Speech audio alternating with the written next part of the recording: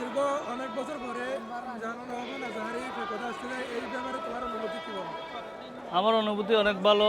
আমি হুজুরের ওয়াজ সরাসরি শোনার জন্য অনেকদিন অপেক্ষা করছি, কিন্তু শেষমেশ অনেক দিন পরে, অনেক বছর পরে আশা পূরণ হচ্ছে। আমি এখন আজকে সকালে প্রস্তুতি নিয়ে মাহফিলে চলে আসলাম। এখন আমি পেকুয়া মাহফিলের ময়দানে। এখানে পরিবেশটা অনেক ভালো দেখা যাচ্ছে, যেমন মাহফিলের প্যান্ডেলের পাশাপাশি যারা আগে চলে আসছে তারা দুপুরের খাবার খাইতে পারতেছে। এর পাশাপাশি হচ্ছে যারা নাস্তা খাচ্ছে তারা নাস্তা খাচ্ছে, আর বিশ্রামের জন্য জায়গা আছে। আর বিশেষ করে এখানে নিরাপত্তার অনেক ভালো ব্যবস্থা দেখা যাচ্ছে, যেমন এখানে ওয়াচ টাওয়ার দেখা যাচ্ছে, এখানে পুলিশের অনেক লোক দেখা যাচ্ছে, অনেক পুলিশ সদস্য দেখা যাচ্ছে, তাদের নিরাপত্তা দিচ্ছে।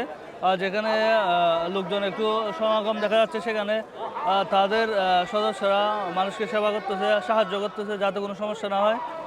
আহ, এখন আমরা হচ্ছে মাহফিলের প্যান্ডেলের পাশে, একটু পাশে। আর আমরা শুনতে পাচ্ছি হুজুর রাত 8টার দিকে ওয়াজ শুরু করবেন, এজন্য আমরা অপেক্ষা করতেছি। তাহলে এতটুকু থাক।